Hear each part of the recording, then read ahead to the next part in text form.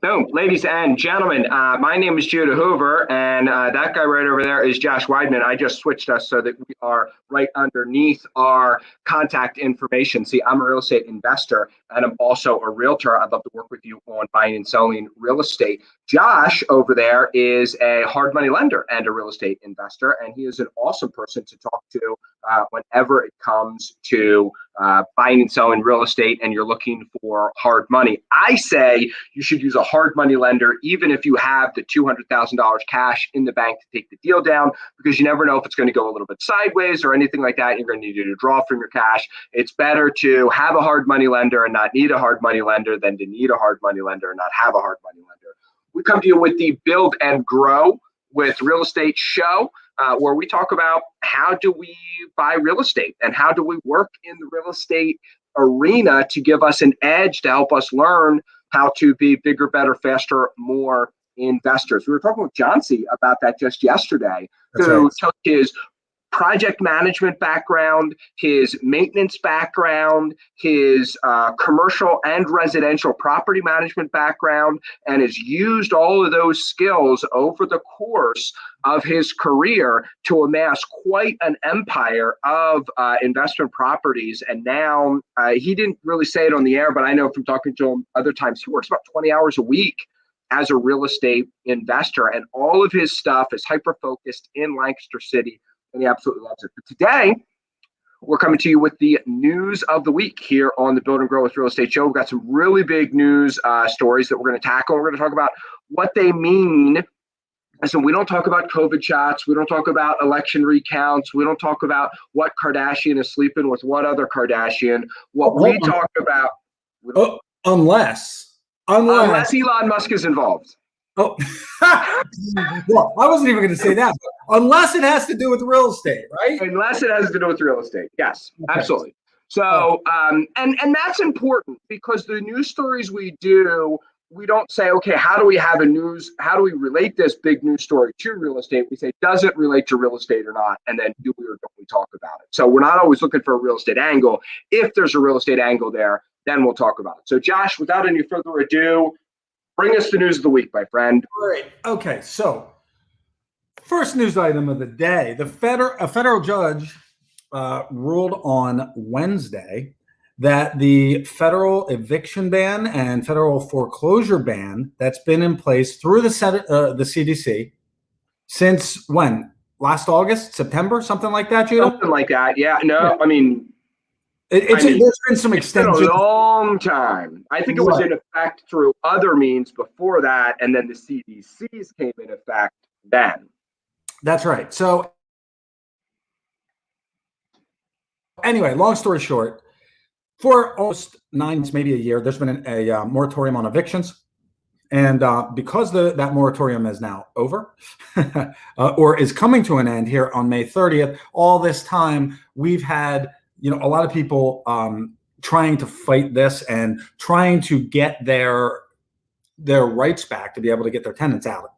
Well, as soon as the judgment was laid out, of course, the Justice Department put in an appeal. So any outcome here is kind of on pause until that appeal is processed and either approved and it is escalated to the next level, where the next level of courts is going to hear the case, or whether it's just thrown out of court. Bottom line here is that this ban, this moratorium, is going to end at the end of May anyway, right? Right. Well, now it's probably going to end at the end of May, or maybe like the 28th of May. Stop. I mean, I really hate to tip my hat here too much on this one, but the current end projection date for this was May, end of May. Yeah.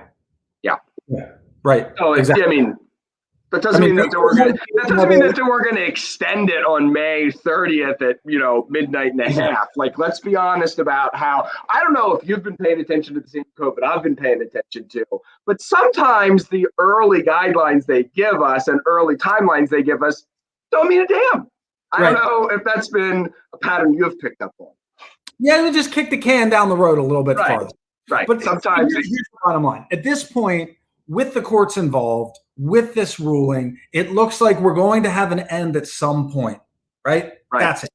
Right. And this is kind of a double-edged sword here, because I think that we've seen, at least with the foreclosure numbers, right, and the delinquencies and forbearance numbers and things like that, that the longer these moratoriums go on, the more people figure out what the heck they're going to do with this back balance, and maybe they get back on their feet and they bring their mortgage current, or maybe they realize that they can't, and there's equity in their property, so they're selling it.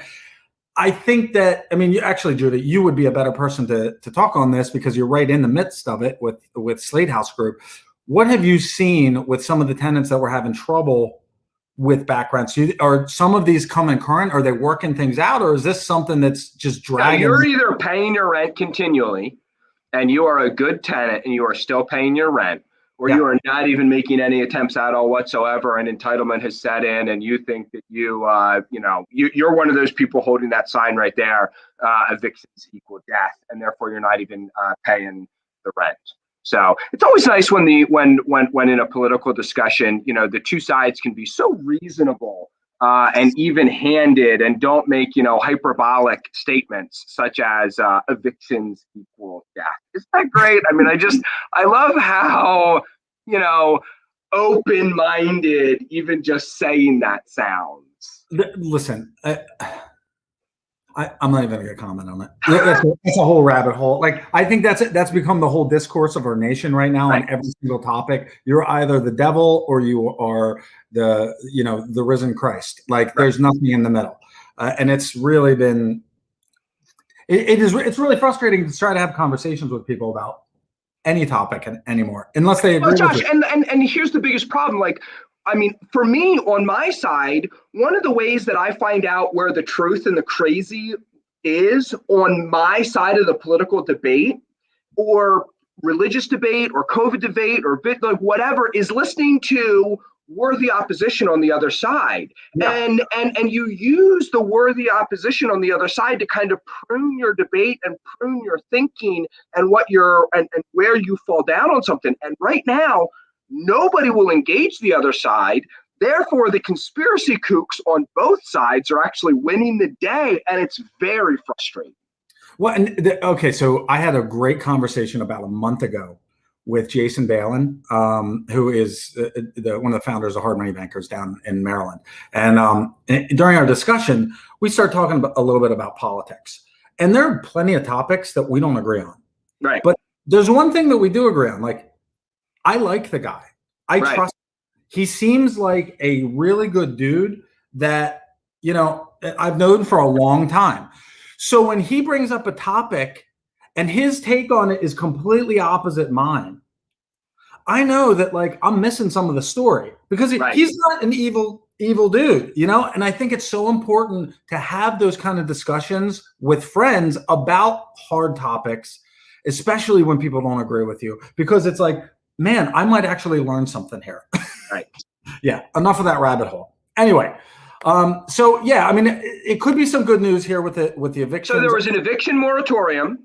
Then there was a moratorium on the moratorium. Now there's a moratorium on the eviction moratorium. Exactly. That's so exactly triple. All right. Mortgage interest rates are going up, not by much. They climbed 1 basis point last week to 3.17% for a 30-year fixed conforming, with a 20% down, and below what 543,000 I think is jumbo rate right now, Judah. Yep. And as this climbed, we had a little bit reduction in the number of applications. Nothing really crazy. I mean, like, this number fluctuates all over the place, but it was really interesting to see that applications for new homes are still up 24% from the same period last year. Yeah, it's ridiculous. We're seeing we're seeing homes sell at a record pace despite everything, and they're going to continue to sell until building picks up. We've had that slide several times that we've talked about. Until you see new housing starts go through the roof for a sustained period of time, I believe that values are going to stay high. Well, okay, so this goes to our main story of the day here, and that is, inflation.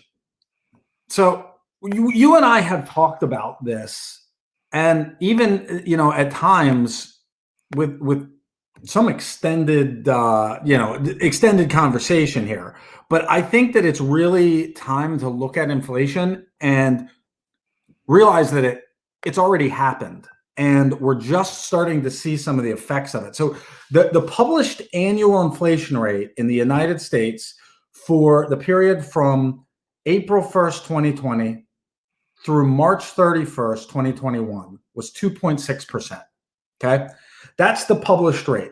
And that Right. is well within that like 1 to 3% inflation rate that we want to see every year, and that we kind of need to see, right? It just helps the economy grow, and it's great.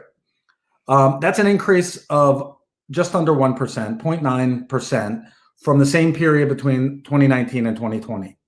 So great. On the surface, everything seems great. But then we've got some really conflicting reports that are coming out right now. And frankly, we talk about housing all the time, but housing is a good indicator, can be a good indicator of potential inflation because it's a strong asset. It's where people put their money when they've got extra money, right? They buy real estate, they invest in stuff like stocks and bonds and mutual funds and other assets. Well, those asset prices are at really all-time highs. In addition, we see reports of raw materials for processed foods having significant increases in price points between August and today. And we're talking like 45% for corn, 50% for soybean. There was some, I had some numbers, but I didn't see the increases for spring wheat prices and things like that. I mean, these are the underpinnings of our food supply. And so if they're going up, now you have to believe that pretty soon we're going to see that those dollars trickle down to the grocery store, to our takeout prices, to restaurants. So it's kind of interesting to look at that. And then you see facts like right now, home builders, because we've got a squeeze on supply, they're looking around and saying, let's build some houses. They've got vacant land to build. They've got orders to build. But lumber prices have gone up so much, they're adding $36,000 in the cost of a new home. Now, and that's not the price of a new home. That's what it costs to build. Right. Like, these are some pretty daunting. No, they're not daunting. That's the wrong word. They kind of put a shadow over this brilliant economy and all of these great things that are feeding the housing market right now, which is awesome. I love feeding the housing market, right? But It's a little bit of a shadow in the sky, and I think it's something that we got to talk about and consider. Right, and 100%. And I just want to be not the contradictory voice, but I just want to add, kind of the yin and yang to this, or the voice of reason, or the a little bit of the objectivity here.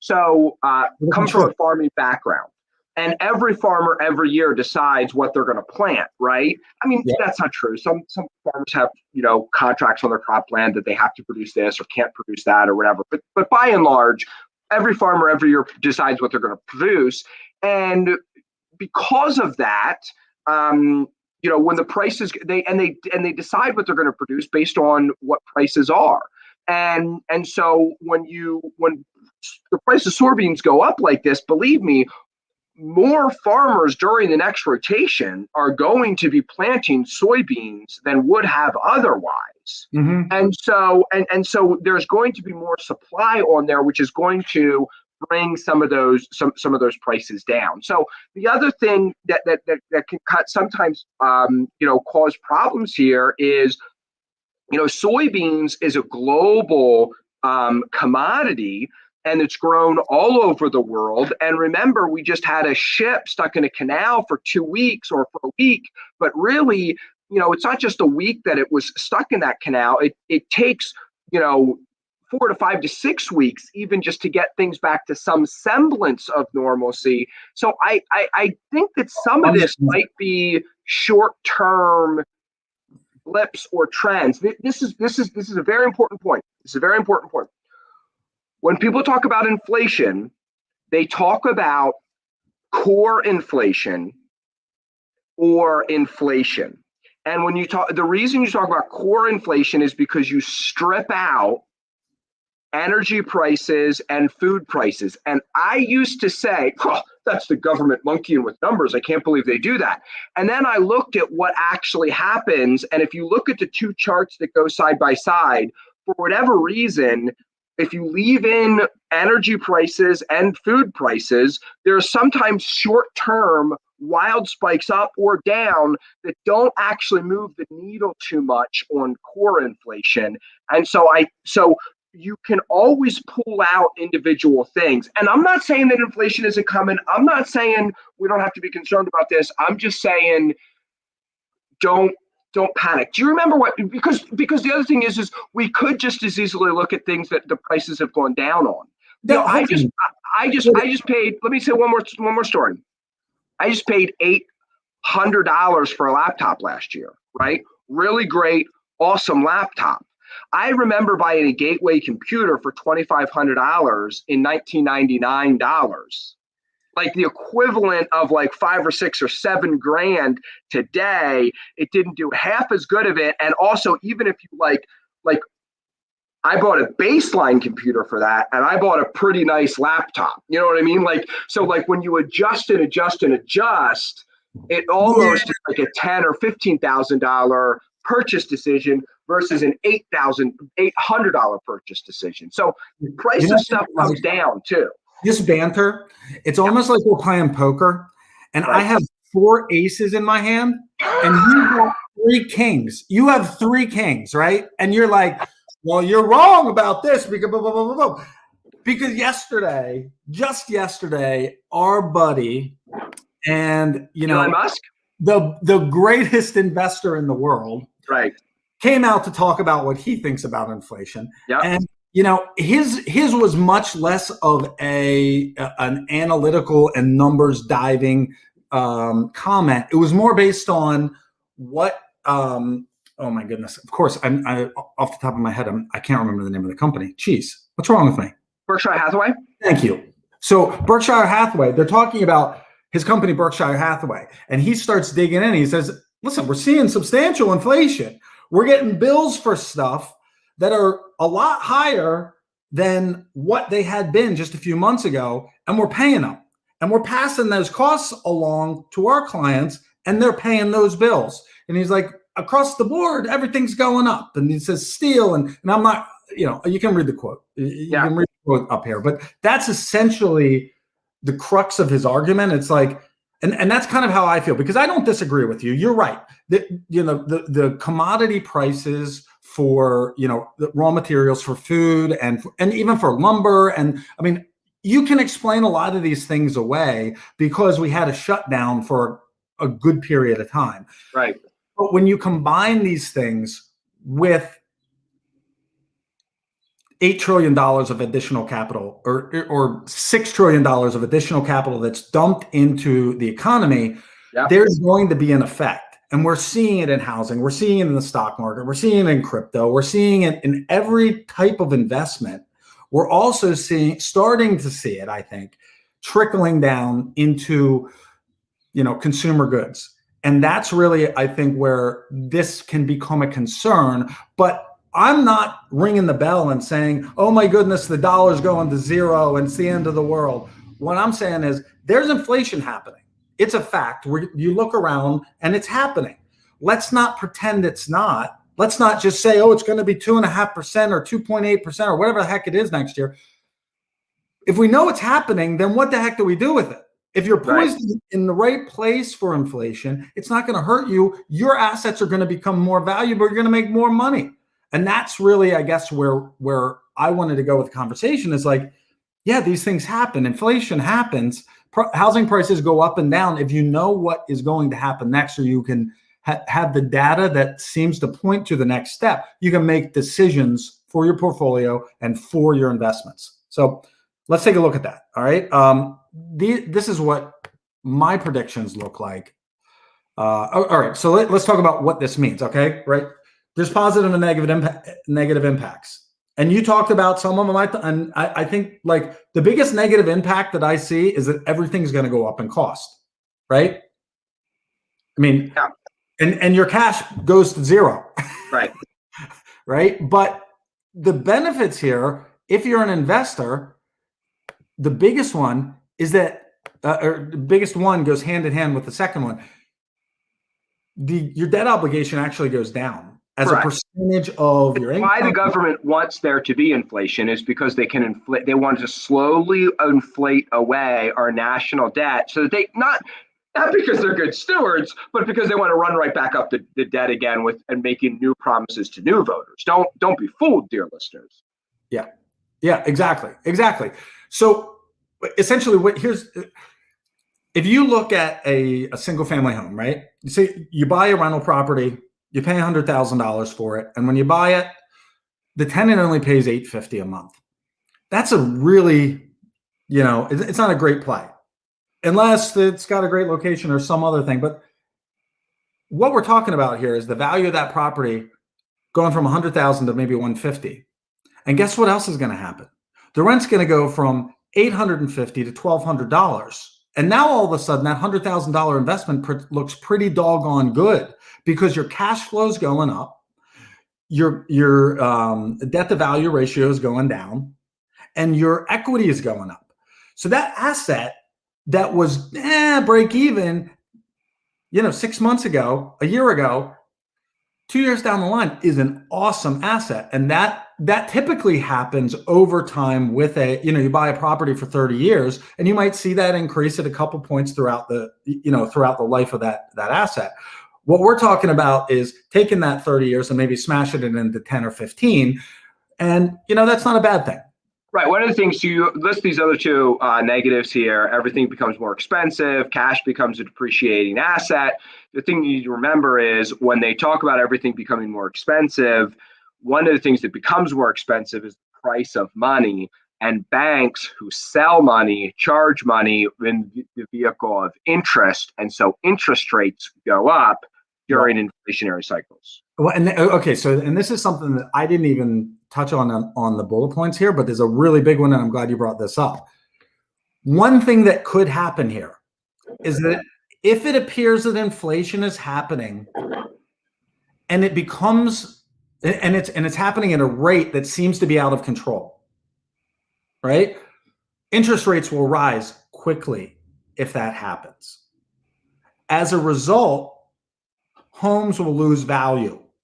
Right? It will put the brakes on the housing market like crazy. So inflation is good as long as it's under control and it's predictable and there is monetary policy that is able to manipulate that inflation rate, and I'm not saying lie about it but manipulate it and keep it within a controllable range. Once it gets out of control, the brakes go on real estate and it gets pretty scary pretty quickly.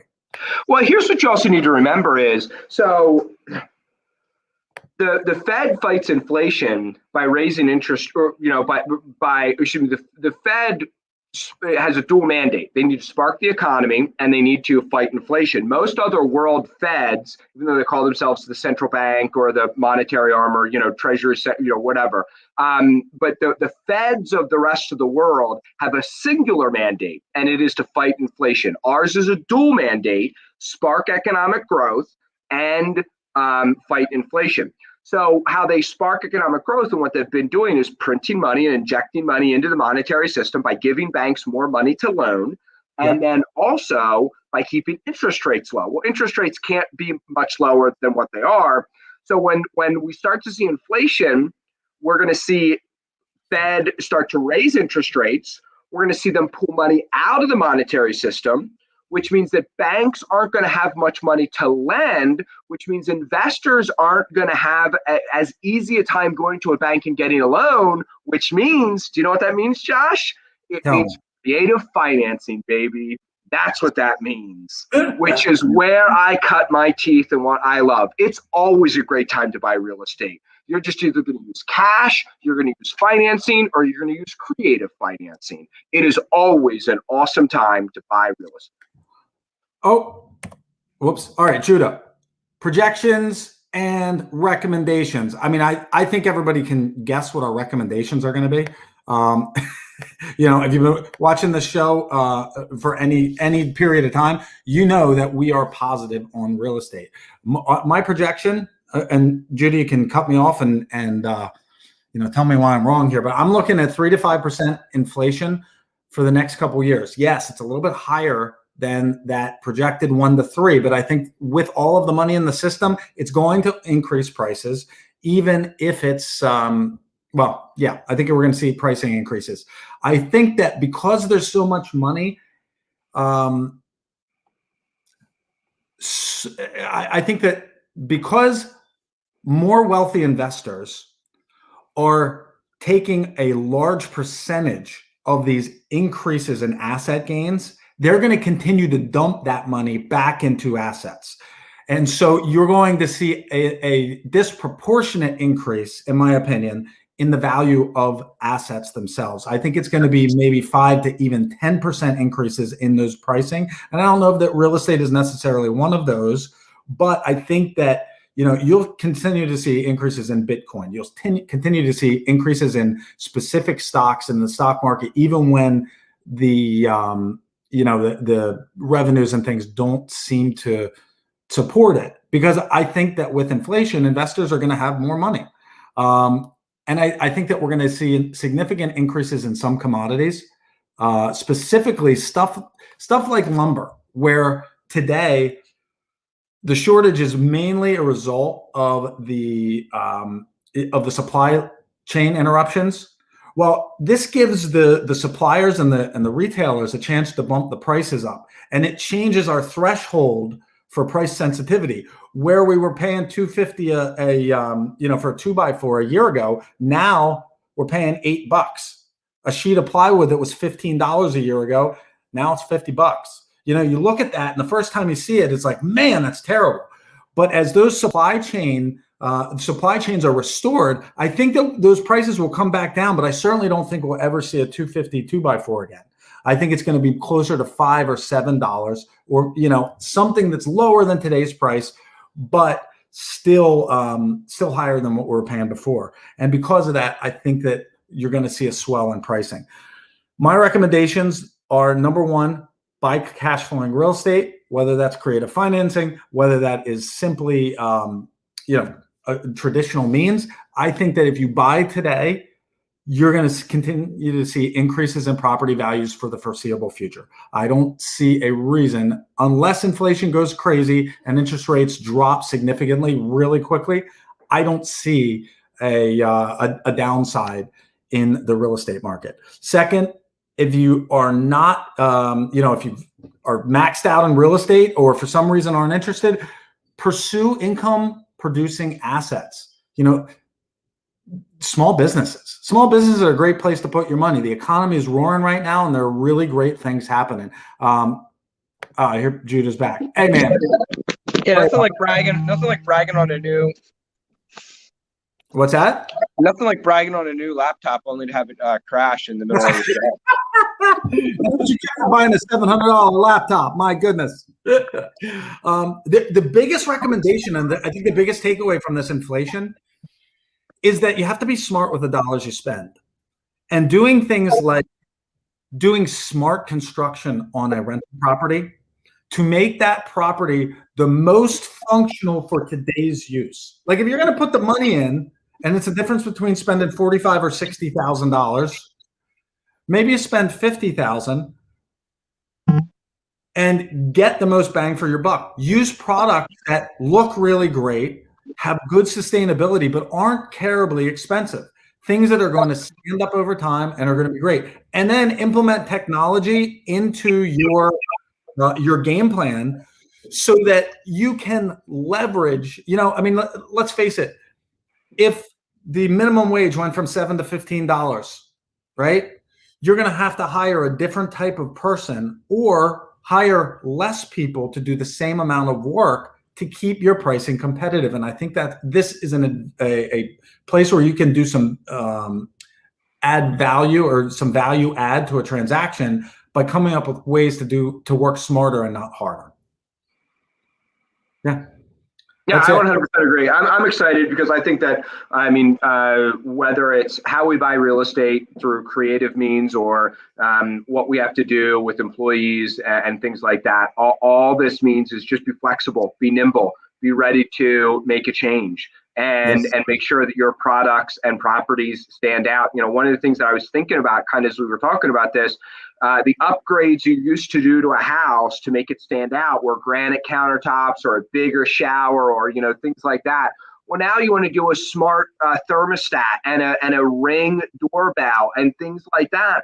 And there's, you know, hundreds of those things. But just like you need to update your decorating from what you did in the 80s and 90s, you Right. need to update your sizzle features from what you did in the 80s and 90s. And all of real estate, how you buy needs to be updated based on today's market. The type of deals you're looking at need to be updated based on today's market. If you want to get into real estate, I'm just going to figure out how to hammer a nail and then I'm never going to have to do anything other than hammer a nail for the rest of my life.